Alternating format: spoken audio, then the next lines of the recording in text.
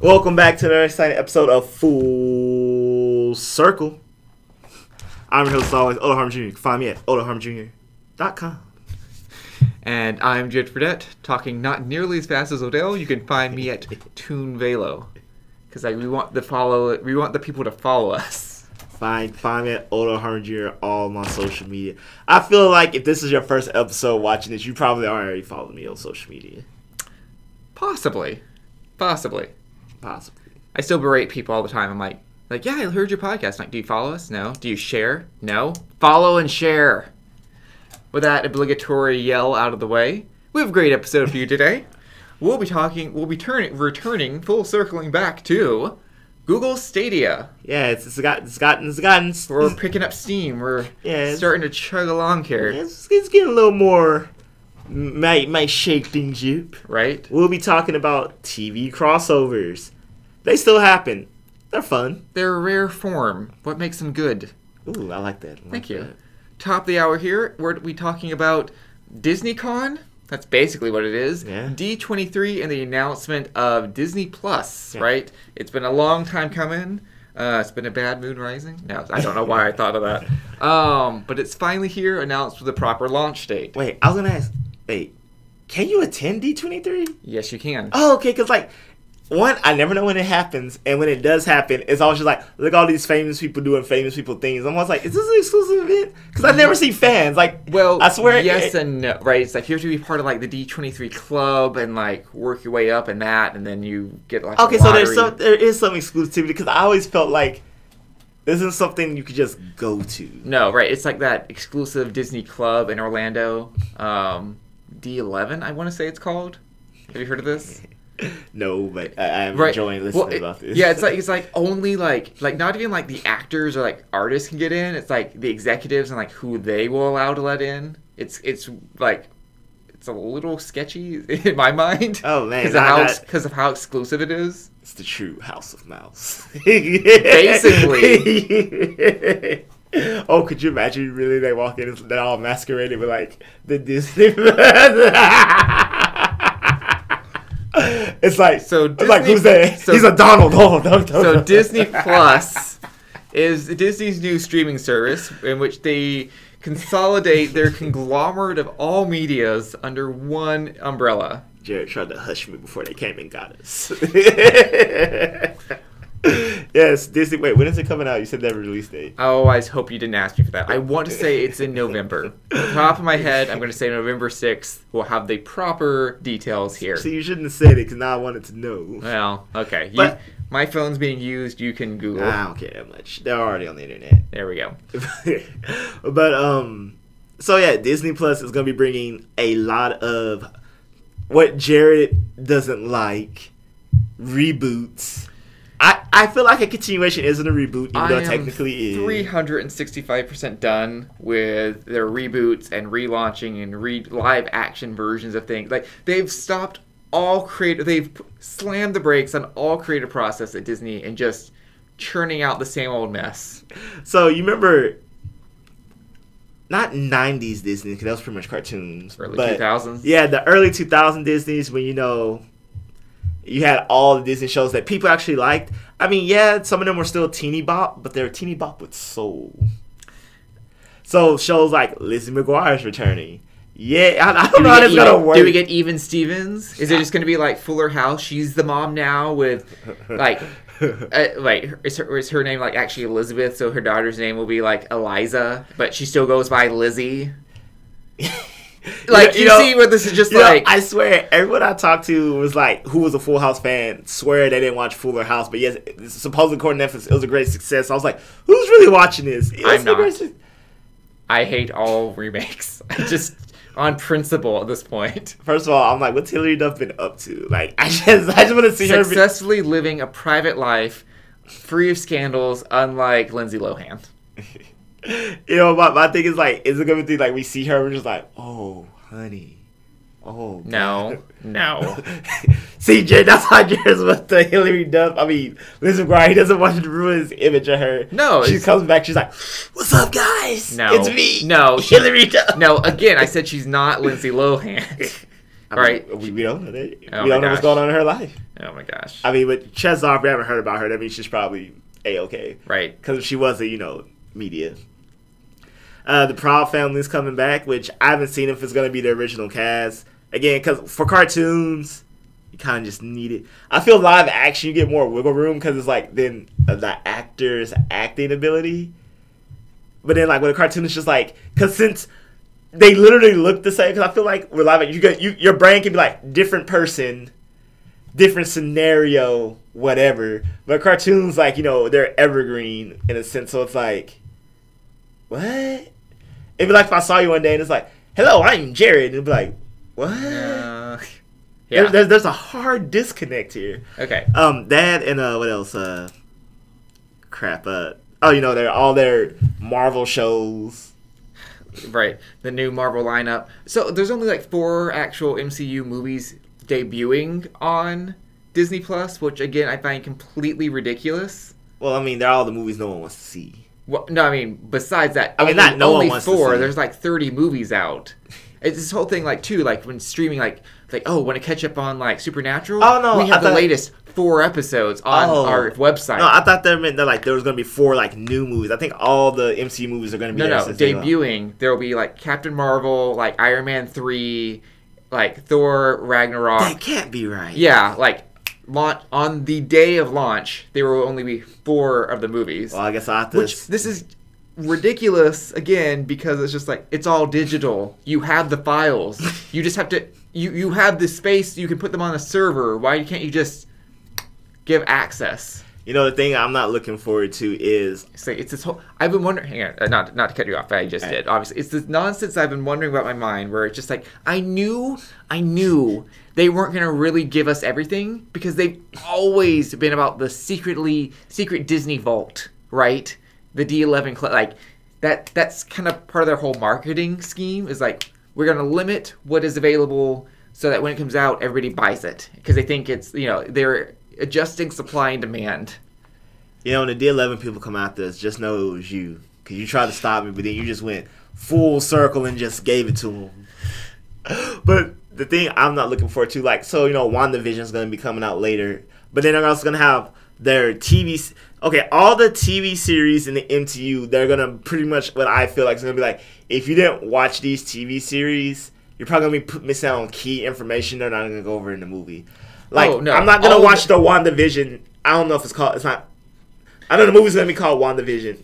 Or is the TV show called WandaVision?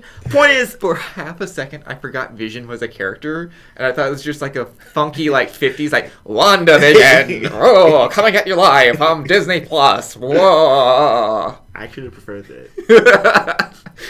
But like, I don't know if WandaVision is the TV show or the movie, but either way, there's gonna be a TV show that's gonna tie into the movie. Mm-hmm. And now I know we're gonna get a whole bunch of TV shows that are gonna tie into the movie. I'm like, the Loki movie, Okay, they specifically said Loki will not have a movie; she's gonna have the TV series. show. Yeah, sorry, yeah. Loki. But the point is, some of these series undoubtedly will tie into the movies. They all do. They all stupidly do. And I'm just like, how much are they gonna tie into? Like, will I just get greater depth? And I'm like, ooh, if I watch the show, I can appreciate the movie more. Or it's gonna be like, oh, if I didn't watch the show, now it's like, who's this character? Oh shit. No, the entire like final hour of Endgame, I'm like, oh my god, here's heroically a cameo from that guy I'm like, sure. Like, like a lot of like, I hadn't actually seen a lot of the Spider-Man movies, so I had no idea who Happy was. Yeah, I'm just like, neat. Like, half the people at Tony's funeral, I'm like, cool. I mean, they were pretty much just all the major characters from... Okay, there was only that one character I didn't know, which I had to go read that article, which was the kid from Spider-Man. Okay, that was just obtuse. That was really obtuse. Yeah, okay. Yeah, everyone else was pretty much self-explanatory. I feel like even if you haven't seen the movies, you're just kind of like, oh, Black Panther gang, Thor gang, Guardians of the Universe gang, which was funny. I found out recently that they filmed that scene during their 20th year anniversary photo where they had like every Marvel actor ever, but they had all the actors from movies that yet to debut. Mm-hmm. So some of them were just like, what are you doing here? Like, apparently Spider-Man was like, I forgot who plays Wasp from Ant-Man and the Wasp. Oh, I feel like you would know this. I feel like this would be an actress you would love. I do. She's this one, actually. There you go. See, she's on your shirt. Evangeline Lilly. Or from Lost. So yeah, like who looks like my cousin. Anywho. Yeah, so Spider-Man was just like, who are you? Like, you know, because like Ant-Man and the Wasp hadn't came, or I don't know if the point is they're just actors there whose movie had yet to debut. So some actors were just like, whoa, and then they filmed Tony's funeral scene because they said, of course, it was going to be impossible to get all of them together again. Easiest to. Yeah. Also, who plays Tony Stark's wife? Pepper Potts. What's her name? Oh, I'm not going to get that one. But you know what I'm talking about? Yeah. Pepper Potts. Crap. Okay, so apparently, I don't want to call her... Rumor has it. Damn. Is it Gwyneth Paltrow? Is that yes. Okay, yeah. So Gwyneth Paltrow apparently is a super socialite and thinks only of herself. She's must think of that Family Guy joke where it's like in the mirror, she's like, me. Me.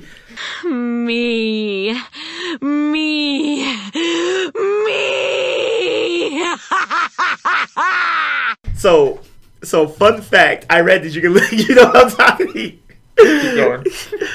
She did not know at that day. She found out she did not know Samuel L. Jackson was in the MCU. You can read this article, and all the actors were like, "What are you talking about? He's Nick Fury." And she was like, "He's in movies with us?" And they're like, "He's in movies with you. Literally you. Y'all have made 2 movies together." And then she was like, "Who is he?" She's like, they're like, "He is the head of shooting." She was like, "He is everyone's boss here. That's who he is." And she had no idea. And apparently the actor who plays Bucky Barnes, I can't remember his name. Even in Arkansas, like, he's met her 3 times outside of filming. And each time he has come to say hi to her, like at the fancy galas and stuff, she reintroduces herself and is like, "Oh, it's a pleasure to meet you." You know, like "Oh, hello you. Welcome to famous people world. What have you done?" And but like, you have to read the article because it's hilarious. Like, I really wish I could be an actor and I could just be like, "What's wrong with you?" I'm not gonna lie. I've had this happen to me. Not that I'm famous, but in various circumstances. I love to play along. Like, I'm stupid and dumb too. It's hilarious. Or just like, "Hey, how you doing here?" Or not stupid and dumb. I give really vague. It's hard to explain. It's like, "Hi, welcome." Like, I go. "I know. I enjoy being here all the time." And they're like, "What?" And you just you subtly name drop back in a weird, confusing way. You're like, "Yeah, I'm good. Well, I'm gonna go talk to." I almost said Tony. Going to talk to Robert now. Gotta see. Chris is expecting me, and you just shove past them and like, "What do you mean, Chris?" You like. Oh, wait, real quick before we move on. So D23 also announced 2 new movies that look cool. The new Disney Pixar movie Souls is coming out, starring Tina Fey and Jamie Foxx, which that's just a sentence you never expect to say. Nope. And their latest just Disney project, which I'm loving the not the fan art, the concept art. It's gonna be Raya and the Last Dragon, which is gonna be this, which I feel like.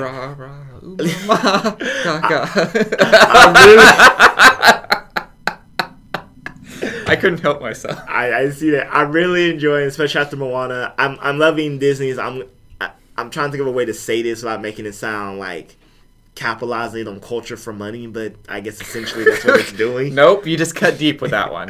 Yeah, but I'm going to say Disney exploring cultural stories from around the world, like, with Moana and Coco, and now we're getting Raya and the Last Dragon. Well, since they can only recreate their own crap from European fairy tales, I guess they figure we're out. We scraped the barrel here, so now they're... But I'm glad someone, at least, or maybe we just progress as a people, or maybe they're just horrible and want money, but at least start acknowledging, like, the world's a humongous place, and, every culture and land has their own stories and tales, and maybe if we looked into those, we can tell interesting and great stories and captivate audiences from not just a European standpoint. I say, yeah, specifically, I think, to be also a little bit cynical, right, it's like China and other places are actually now opening their markets to Hollywood, whereas before there's kind of been a barring of those things. Yeah. Likewise, too, like, I think we talked about, like, the Matt Damon movie where he's defending the Wall of China from aliens is actually a Chinese movie that we have now relaxed our not standards, that sounds terrible, relaxed our barring like where there is more cultural exchange in movies now Yeah. on the grand global scale. Yeah, and also they've already announced, but some of the actors from Crazy Rich Asians and then another show are going to be frontlining the movie as the stars, and I think that's what. No, I was gonna say good, but it's like, oh, I hope they just don't get pigeonholed. It's like, yeah, we're making an Asian movie. Hey, our 5 Asian actors. Let's go. I hope they don't do that, but that's better than the alternative. Like, let's just Scarlett Johansson. Yeah, as all 5 people. Yeah, it's better than being like, here's this Raya and the Last Dragon starring Scarlett Johansson, Matt Damon. I hope she is in the movie and she plays a tree. Or her comment. If everybody should be able to play whatever they want. I should be able to play a tree if I want. You go, Scarlett Jo. You can. You rock that tree. Yeah, I mean, it's like Moana is like, oh, maybe everyone should just be a Samoan descent, and that might, that probably will give you a better breadth of depth in your movie if you get people who are ethnically, culturally related to the subject matter. Like, everyone in Coco was of Spanish descent and could speak Spanish, and they made a Spanish version of the movie with the same actors they made the English version with. It's like, yeah, those movies probably come out better considering how they sing a lot of Spanish songs. Right. It's pretty important. Then again, it is also kind of fun to mix and match things with crossover events. Woo! Yay! Right, so recently and sadly and mixed emotionally, right? OK KO, Let's Be Heroes ended the whole series. No, it's still going. It's been canceled, but they have given them enough time to end the series. Okay, well, the series is over. Past, like, we're not, once it finally finishes, we're not gonna get any more. And we probably won't get no reruns. I say mixed because, like, even though I never really gave it the time of day, I kind of find it obnoxious, they did excel in one thing. Crossovers. Like, exceptionally well in crossovers. The creator and his staff, I'll give KO this. They really understood cartooning. KO is a cartoon in the truest sense of the word. Mm-hmm. And they understood cartooning because despite the art style, like when they did the Captain Planet crossover, it looked weird, but it's like, no, you watch these, you're like, this is actually very true to the subject matter. Mm-hmm. They had the Captain Planet crossover, they had the Sonic crossover, which was amazing.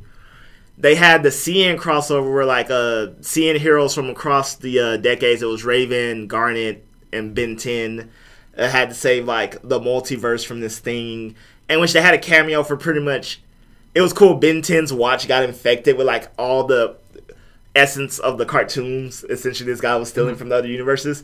And so he could, like, turn into the other, Yeah, and they had, like, a montage of him, like, turning into everybody. It was great.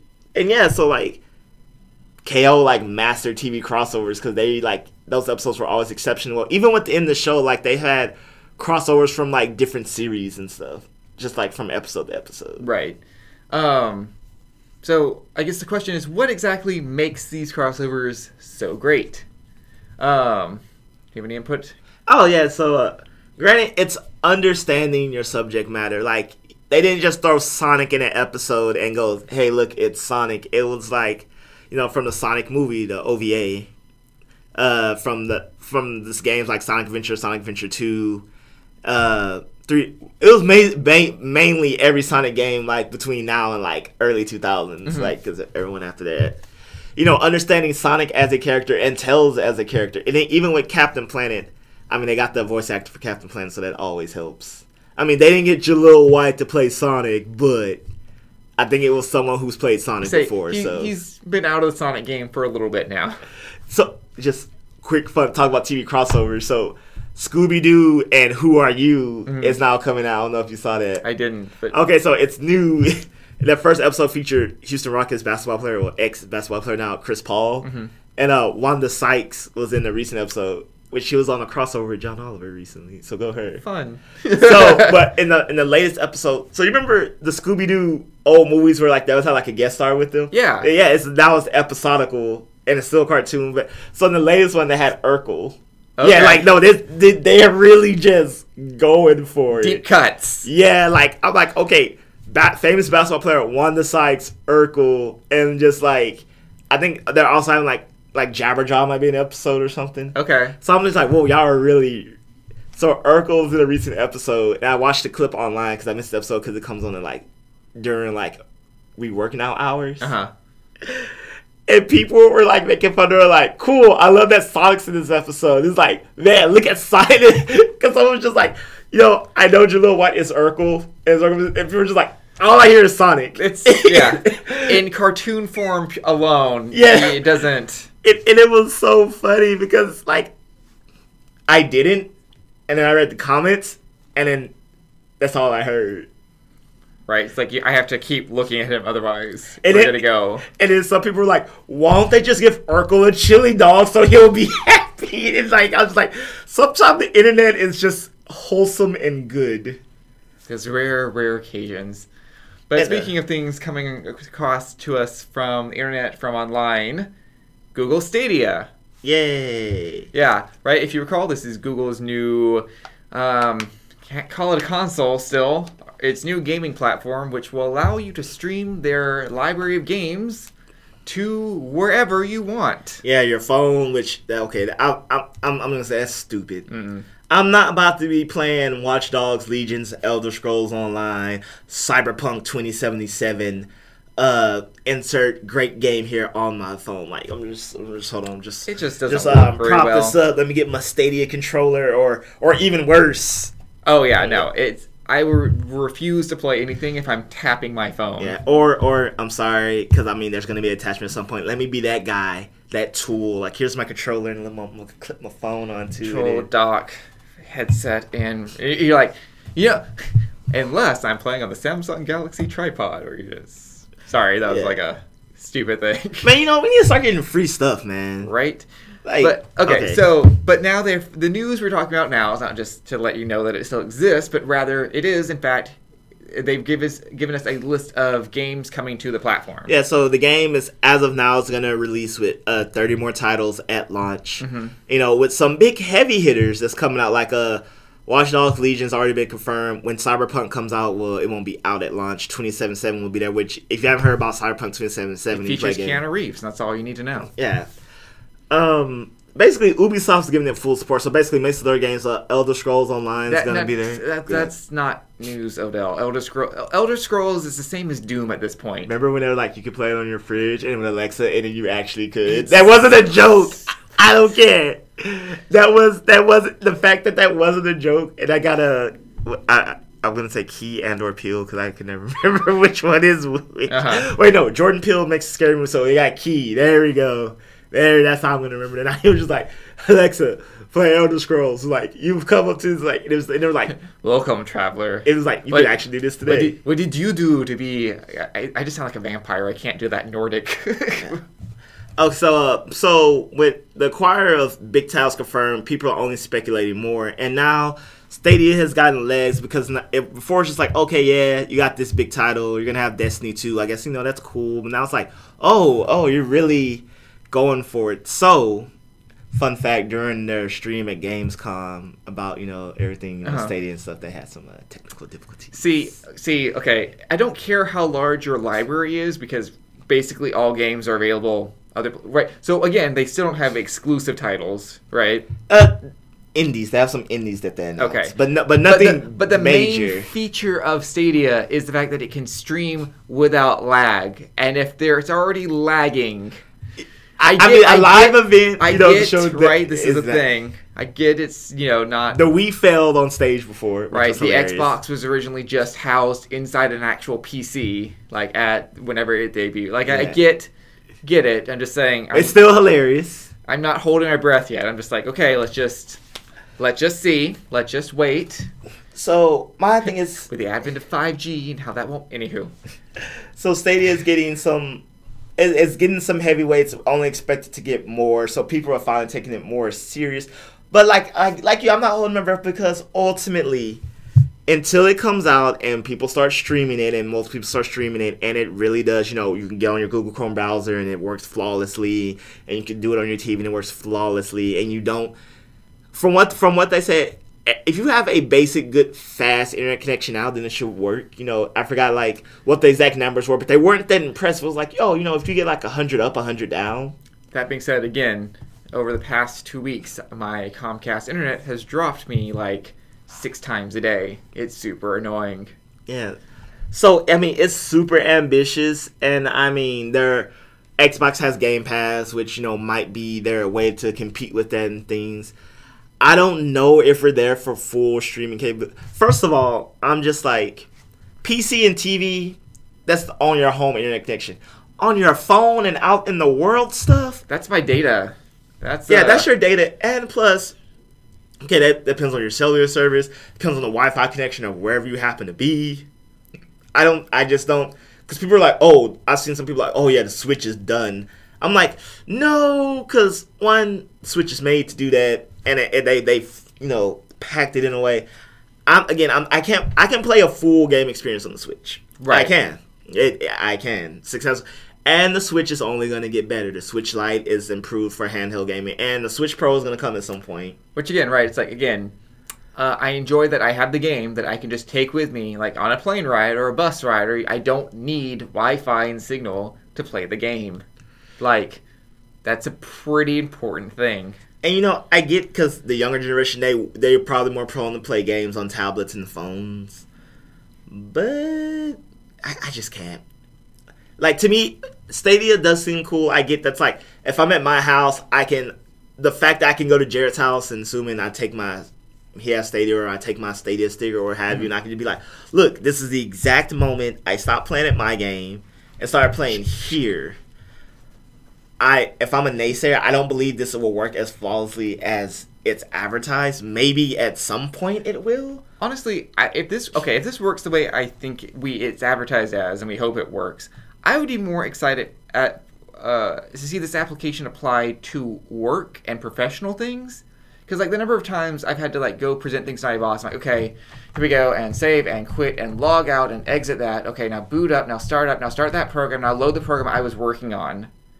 Right, like it's just a huge pain in the butt. I would love to just be able to be like, okay, and finish here, close this, open this, and pick it up. Like that for work applications, that would be stellar. Like, because right, Microsoft, like they save this copy 1, copy A1 final. It's like, yeah. So I remember I had this talk with someone about Stadia, but the thing, part of me I feel like it'll fail is people who are already gamers probably aren't gonna buy Stadia in droves. I mean, of course, they're going to be the early adopters. People are like, oh, it's cool, I got to have it technology. But think back to the Wii. The Wii won because it captivated the non-game audience or the non-hardcore. And then people saying that Stadia's main market for someone who says, I don't want to buy a console, but I can get Stadia and have access to these games. I was like, well, if you didn't want to buy a console to play Assassin's Creed Odyssey, I can't really see you buying Stadia and playing Assassin's Creed Odyssey. And since it's subscription-based, I think most people might get it because it seems cool. And then they'll be like, oh. Drop it off after. Yeah, just be like, okay, yeah, but I still don't play games like that. Right. And people who play games like that are going to be like, no, I'm going to have my Xbox. I don't think any main hardcore gamer now is going to be like, oh yeah, I'm not going to get a PS5 and the next Xbox. It's just going to be Stadia. Right. I just don't see it happening. Nah. But we'll see. But we'll see. We'll make that decision as our own personal gamers ourselves when it comes out. I am Fradette for Full Circle Podcast. You can find me at ToonVelo. And I'm Harmon Jr. at Full Circle Podcast. You can find me at Harmon Jr. Have a great week, everybody.